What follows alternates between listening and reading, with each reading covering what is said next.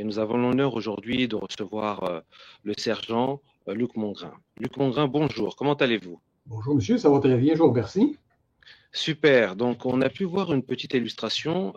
Alors, dites-nous un peu, le commun des mortels s'interroge beaucoup sur tout ce qui s'est passé dernièrement avec l'affaire Alexandra. Tout le monde essaie de comprendre un peu qu'est-ce qui s'est passé réellement. Et c'est vrai que là, on commence à voir que on ne sait pas si c'est juste par sentiment ou si c'est par cette tragédie. On sent que toutes les communautés de toutes les couleurs sont vraiment concernées par cette histoire et c'est vrai qu'il y a beaucoup de spéculations, beaucoup de choses qui s'en sortent. Alors nous sommes venus auprès de vous. Comme vous êtes une personne médiatique, vous êtes aussi le représentant des médias au niveau de la police de Trois-Rivières. Donc, nous sommes venus auprès de vous pour avoir la certification, pour comprendre un peu en général qu'est-ce qui s'est passé, ainsi de suite. Alors, je vous donne la parole à vous, monsieur Luc Mongrain. Merci. Donc, je vais débuter là, pour la meilleure compréhension de vos auditeurs, pour une mise en contexte. Donc, comment chez nous l'événement nous a été signalé? Donc, on part de où et qu'est-ce qui nous amène au moment où on a retrouvé le corps de mademoiselle Diengo Lumbaye? Donc, ce qu'il faut comprendre, c'est que cette dame-là manque à l'appel depuis le 2 octobre. Donc, depuis mercredi dernier, cette dame-là n'a pas été revue par ses colocataires.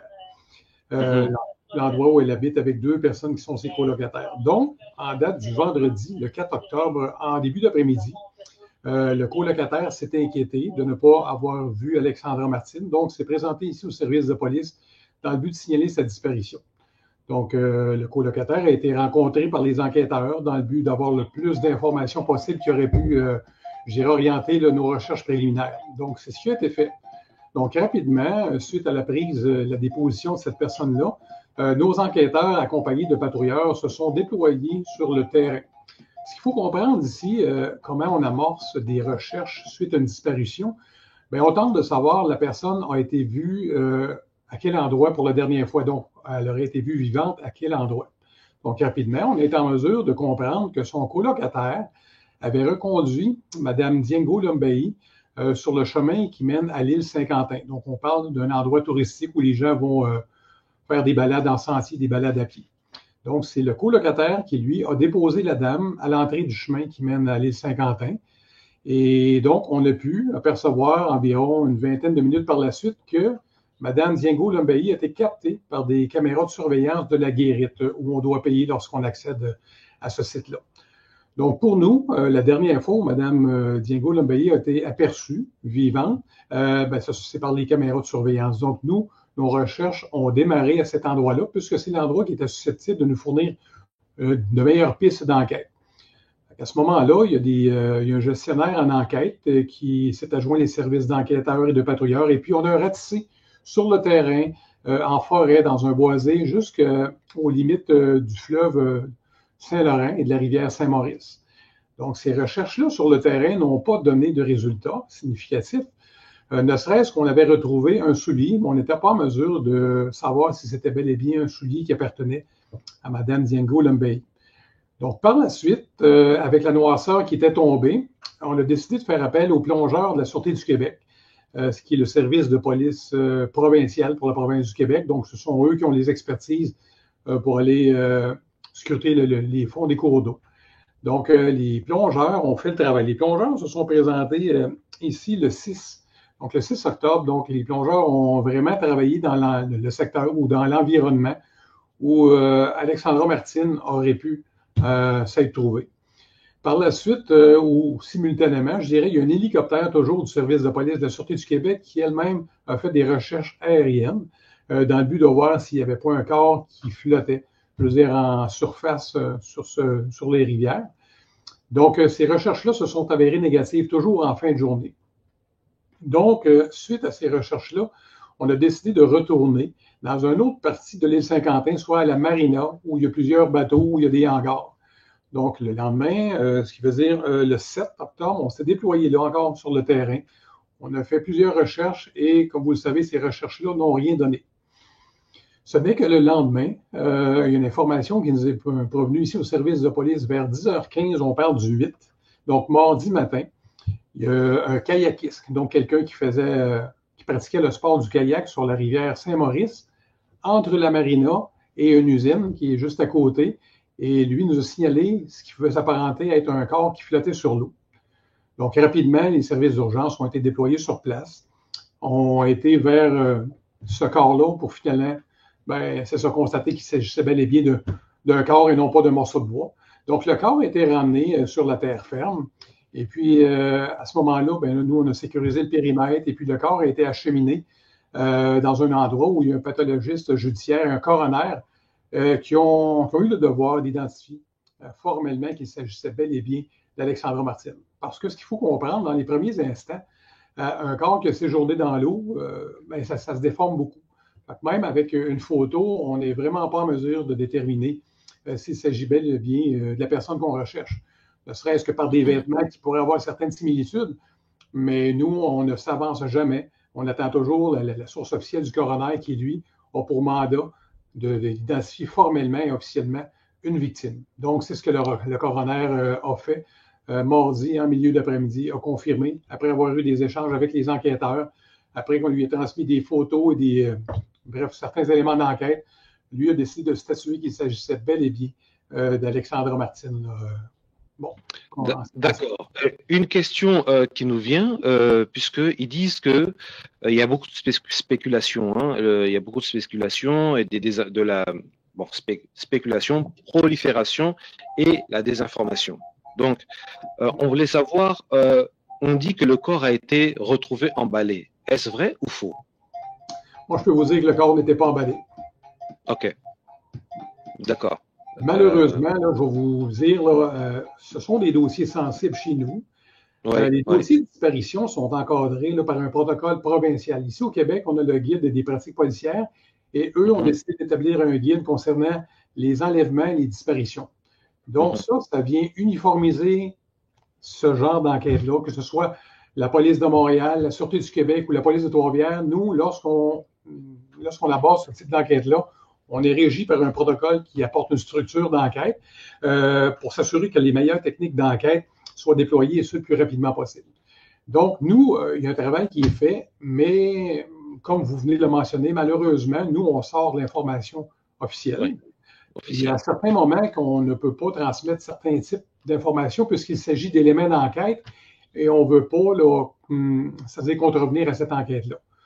Par contre, au moment où on se parle, moi, je peux vous dire que là, oui, le corps a été identifié et ce n'est pas un corps qui avait des poignets ligotés, comme on a pu le voir, et ce n'est pas un corps qui était emballé.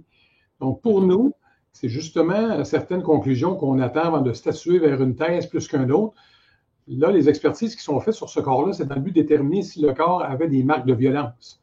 Donc, ça pourrait orienter le type d'enquête. Est-ce qu'on tombe en enquête criminelle?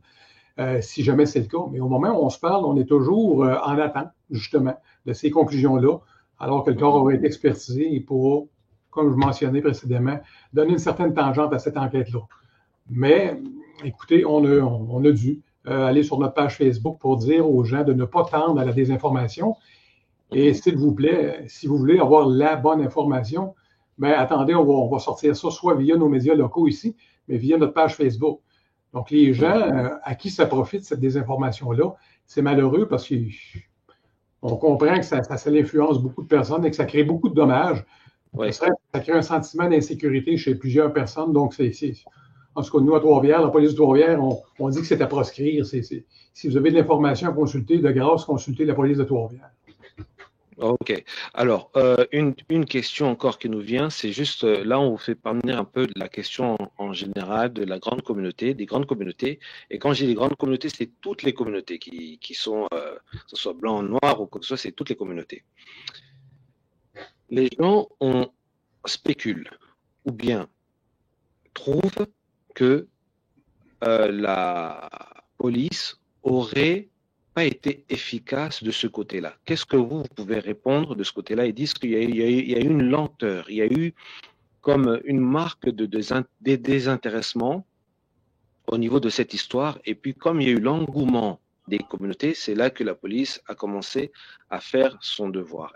Qu'est-ce que vous pouvez dire par rapport à cette grande communauté, par rapport à au commun des mortels en général qui parlent, qu'est-ce que vous pouvez dire dans ce sens-là? Moi, ce que j'aurais tendance à vous dire, c'est que pour soutenir cette thèse-là, ben de grâce, emmenez-moi un argument. Dites-moi parce que vous n'avez pas fait ça ou vous auriez dû faire ça pour que je puisse tenter de justifier votre réponse. Parce que nous, je viens de le mentionner dans les minutes précédentes, ce sont des enquêtes qui sont uniformes au Québec. Ce sont des enquêtes qui sont balisées par le ministère de la Sécurité publique. Ce sont des enquêtes qui sont sous une structure d'un guide d'enquête en matière de fugue, de disparition et d'enlèvement. Donc, peu importe l'enquêteur du service de police, il se doit de suivre une séquence d'enquête et de gestes à poser dans son enquête. Malheureusement, je comprends et j'ai moi-même constaté qu'il y a des gens qui ont mentionné que parce que c'est une personne racisée, l'enquête n'était pas à la même vitesse qu'une personne blanche. Écoutez, c'est malheureux. Vraiment, c'est malheureux. Je pense que... C'est important que vous le dites. C'est important de vous exprimer. Il faudrait que la communauté comprenne qu'il y a tout un processus, il y a tout un protocole, et que même si vous avez des informations, les informations ne peuvent pas se dire comme ça. Il y a tout un protocole, il y a tout un truc à respecter. Alors, c'est important ce que vous êtes en train de dire. Allez-y, je vous laisse encore dire, puisque je vous ai coupé. Donc, écoutez, comme je mentionne... moi, j'aimerais connaître les arguments des gens qui disent qu'on n'a pas été à la même vitesse qu'on aurait dû aller si ça aurait été une personne blanche québécoise. Je veux dire, comme je vous dis, nous, là, quand ce type d'enquête-là est amorcé, l'enquêteur se réfère à un guide et se doit obligatoirement de dérouler les étapes une à la suite de l'autre. Il n'aura pas intérêt à dire, on va attendre demain pour ce type d'étape-là. Nous, on fait tout ce qui est en notre possible et rapidement parce qu'il faut comprendre. Dans le cas d'une disparition, chaque heure compte si on veut tenter de retrouver la personne vivante. Donc, nous, ultimement, on travaille en professionnel ici. On a le code de déontologie des policiers qui peut faire en sorte qu'ultimement, s'il y a une preuve qu'un policier n'a pas bien fait son travail, il s'expose à des sanctions pouvant aller jusqu'au congédiement. Donc, ici, au Québec, c'est très structuré. Là. Il y a des policiers qui ont déjà perdu leur emploi parce qu'ils n'ont pas été en mesure de justifier ce pourquoi il y avait ou n'a pas fait tel ou tel, avait posé tel ou tel geste. Fait que, bref, ici, moi, je peux dire, pour rassurer la population, on agit en professionnel. On a une éthique de travail qui est très élevée au Québec. Et puis, nous, à Trois-Rivières, autant que les autres services de police du Québec, on a à cœur de retrouver les personnes vivantes. Malheureusement, dans le cas qui nous préoccupe, force que le temps a joué contre nous, puisque, d'une part, la disparition a été signalée 2 jours. Donc, lorsqu'on est arrivé, possiblement que le geste avait déjà été posé. Mais, ultimement, l'enquête ne s'arrête pas ici. Ce n'est pas parce qu'on a retrouvé le corps d'Alexandra Martine que chez nous, l'enquête est close. Là, nous autres, ce qu'on veut comprendre, c'est vraiment les circonstances ayant mené à ce geste-là, ou, bref, cet accident-là, peu importe la théorie qui soit retenue, mais nous autres, lorsqu'on conclura cette enquête-là, on aura des pistes de réponse beaucoup plus précises à fournir à la famille. C'est vraiment ce qui nous préoccupe et cette enquête-là n'est pas sur le point de se terminer. Ok, d'accord, merci.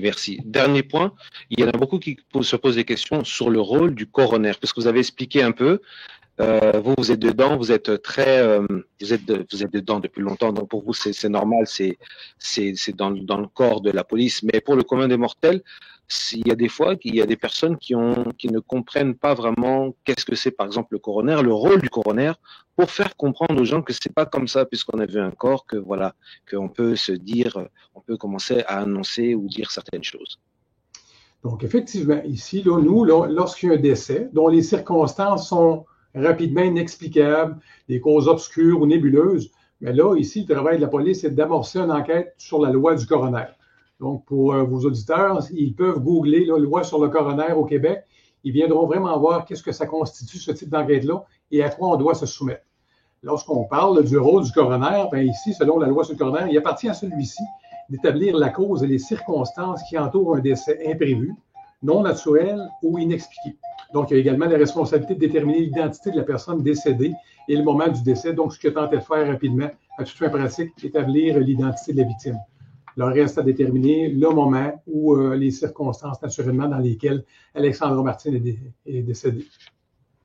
D'accord. En tout cas, merci beaucoup pour nous avoir accordé cette interview. Vous avez été très très très ouvert. Et puis, faut savoir que ça a été dit, tout a été dit, qu'il a vraiment insisté à faire comprendre un peu le processus, les protocoles, qu'est-ce qu'il faut respecter, quand est-ce qu'il faut dire les choses, comment il parle à la famille, comment ils font des recherches. Donc, c'était très important que monsieur Luc Mongrain, le sergent Luc Mongrain de la police Trois-Rivières. Alors, un dernier mot pour conclure cette émission, et puis on vous laissera. Ben moi, je vous remercie de m'avoir donné l'opportunité de pouvoir m'expliquer par le biais de votre média, parce qu'ici, on fait face à un enjeu de taille. Vous comprendrez qu'on comprend que c'est culturel. Il y a des pratiques chez vous qui sont différentes un petit peu d'ici. Donc, on compose avec un engouement sur les médias. Et puis, comme je vous l'ai mentionné précédemment, beaucoup des informations qui, ultimement, ne servent pas bien les fins de la famille. Parce que des fausses informations soient colportées à l'effet que la dame aurait été assassinée, je pense que pour la famille, c'est sûrement pas de bon goût, c'est pas des bonnes choses à entendre. Donc, nous, ce qu'on dit à la famille, bien, écoutez, tentez de ne pas écouter ou de voir ce qui se passe sur les plateformes de réseaux sociaux, parce que ça va vous faire plus de tort que d'autres choses. Et nous, on s'engage vraiment à la famille d'être redevable à eux et leur dire les bonnes informations. Donc, c'est un petit peu le message que j'aurais tendance à dire aux membres de votre communauté. S'il vous plaît, d'une part, ne répandez pas ces ragots et tenez-vous informés auprès de la page Facebook de la police de Trois-Rivières. Merci Luc Mongrain, c'était monsieur le sergent Luc Mongrain en direct de Trois-Rivières. Merci beaucoup et on vous souhaite une excellente journée et s'il y a des affaires, on vous contactera pour avoir un peu plus de précision, lorsque le communiqué de presse sortira. Donc on vous appellera encore. Et en tout cas, merci d'informer la communauté. Merci en tout cas d'être plus clair, d'éclaircir certains points sur cette affaire. Et on vous dit en tout cas bonne journée. Merci à vous. Merci encore et bonne journée à vous.